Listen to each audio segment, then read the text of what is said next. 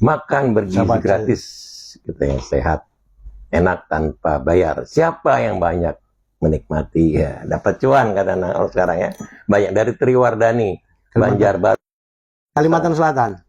Ya, Kalteng sebenarnya. Seharusnya biar sampai tepat sasaran, pengelolaannya dibagikan ke sekolah masing-masing. Jangan disatukan ke dapur MBG, karena ada yang libur kan sekolah, yang lagi perbaikan jadi dipindahkan ke tempat lain. Jadi MBG nggak sampai sasaran, betul juga. Biar kepala sekolah bisa ada kegiatan bersama ortu murid buat MBG, begitu ya. Terima kasih Mbak Mardani, silakan dijawab. Ya, ini kan yang saya bicara tadi. Iya, kalau yang kalau tidak sekolah. Iya, di sekolah. Ini sudah masuk. Ini dari Kalimantan mana? Kalimantan Selatan. Iya. Jadi benar. Jadi karena libur seringkali kita tidak nyampe. Atau dalam perbaikan sekolah. Tempat lain. Dipindahkan ke tempat lain. Jangan disatukan di MBG. Ini makannya udah dimasak lagi. Ya udah dimasak, jadi mubazir. Di situ saya bilang unsur kerugian negara. Iya, betul ya. Karena mubazir tidak nyampe, tidak tetap sasaran. Iya, betul. Yang dari daerah ya. Jadi begitu dari Kalimantan Selatan. Iya. Ya, silakan. Jadi gini, nanggapin. Kita kan kembali lagi dari awal kita memikirkan bangsa ini, Bang ya. Iya. Dan tadi Abang sudah katakan kegiatan MBG adalah 100% kita mendukung, ya. Itu sesuatu hal yang memang kita harapkan agar Indonesia lebih maju lagi. Nah, dalam hal ini kita sebagai aktivis dan media agar bagaimana supaya pelaksanaannya ada pembaruan, jangan terjadi hal-hal yang tidak ingin. Yang terjadi dari beberapa kasus kemarin ada keracunan sudah tertangani, tetapi kan tidak begitu saja. Realitanya di lapangan masih ada. Artinya apa? Pengawasan perlu ditingkatkan.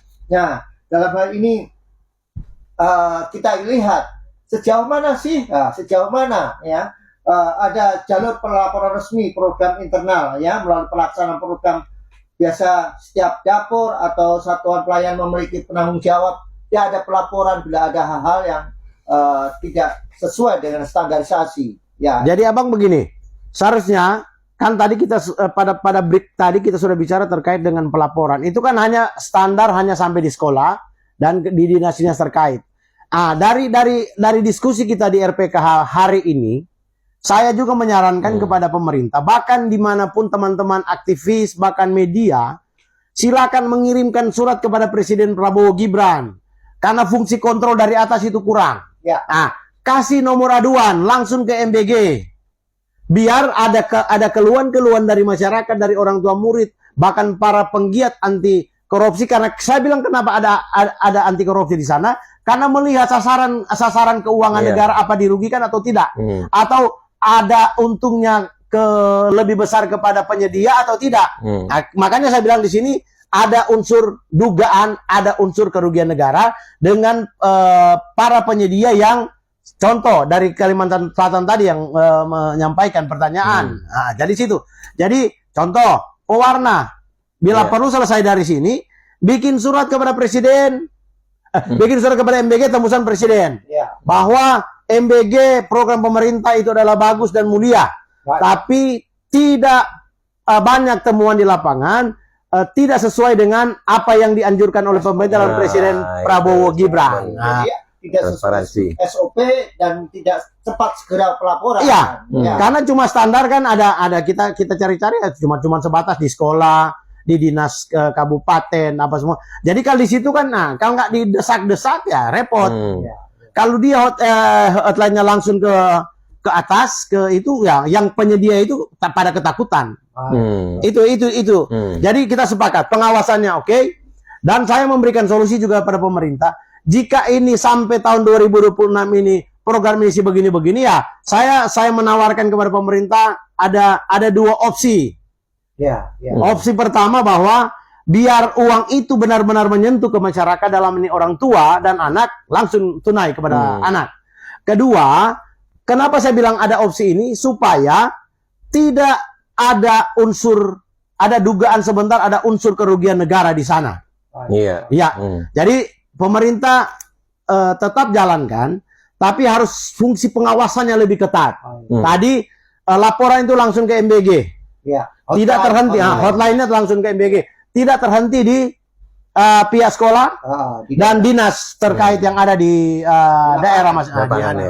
Kira-kira begitu. Ya, saya bacakan dulu. Ya. Masa keluhan dari masyarakat ya.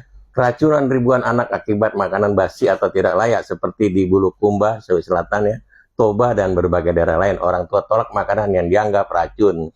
Kemudian menu tidak bergizi, nasi keras, lauknya minim, hanya roti kacang saat Ramadan. Berarti ini baru informasinya ya. Tak sebanding anggaran 15.000 sampai 10.000 tidak sesuai. Penggunaan bahan murah, ultra proses gitu loh. Mungkin bahannya udah nggak bagus lagi tanpa pengawasan ketat. Betul kita bahas ya. Kontraktor atau yayasan abaikan kebersihan demi untung banyak. Nah, itu Bang. Nah, ini dia. Yang saya tertarik juga itu kan tadi. Jadi kembali di cerita kita awal diskusi kita ini, karena pengawasan berapa ribu? Iya, ini ribuan ini. Ribuan siswa keracunan. Salah satunya nasi keras. Iya. Ya kan? Iya. Alangkah tidak ada sifat kemanusiaan bagi mereka yang menyediakan. Gara-gara buru-buru itu, Bang. Gara-gara buru-buru karena mengejar keuntungan.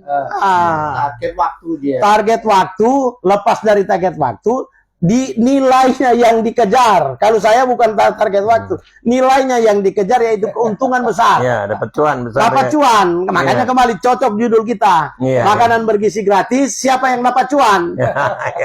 Yang dapat cuan kontraktor pihak ketiga. Malah beribu, 15.000 orang keracunan di daerah mana itu? Iya. Ya kan? Iya. Oke. Itu apa itu? Belum Ya, terima kasih. Belum, masih 3 menit lagi untuk closing statement, masih ada 3 menit ya. Silakan sampaikan. Ya, jadi terima kasih Abang. Memang tadi Abang menyarankan memang tanggung jawab kita untuk bisa bagaimana program pemerintah berhasil. Di antaranya kita harus membuat saran kepada pemerintah dalam ini MBG dan tembus kepada Presiden agar supaya membuat hotline. Jadi itu agar supaya yang terjadi di lapangan agar segera mengetahui dan segera mengetahui apa yang ada di lingkungan lapangan. Oke. Dari saya Ketua Aliansi Masyarakat Transparansi Indonesia memberikan solusi kepada pemerintah dalam hal Presiden Prabowo Gibran. Silakan menjalankan MBG ini dan harus benar-benar membuat para penyedia itu ada efek jera dengan melibatkan APH di daerah masing-masing. Ingat, sudah banyak siswa yang mengalami keracunan dan sudah banyak ada beberapa siswa yang ditabrak oleh pengantar makanan bergizi gratis ini. Karena apa? Karena tidak menggunakan hal-hal yang bersifat ketelitian. Dalam arti kata harus mempunyai kejelasan dalam menerima sopir, driver, supaya benar-benar profesional.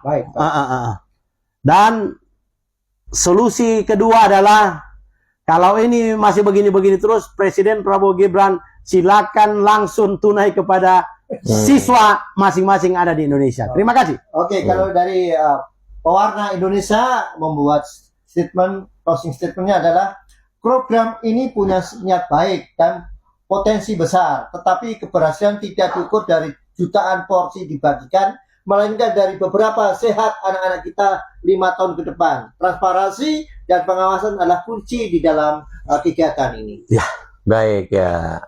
Kami yang bertugas ini, saya Tony Hermando, kemudian Bang Tommy Turangan dari AMTI, dan Mas Widodo mengucapkan terima kasih atas partisipasinya dan mendengarkan RPK 96.3.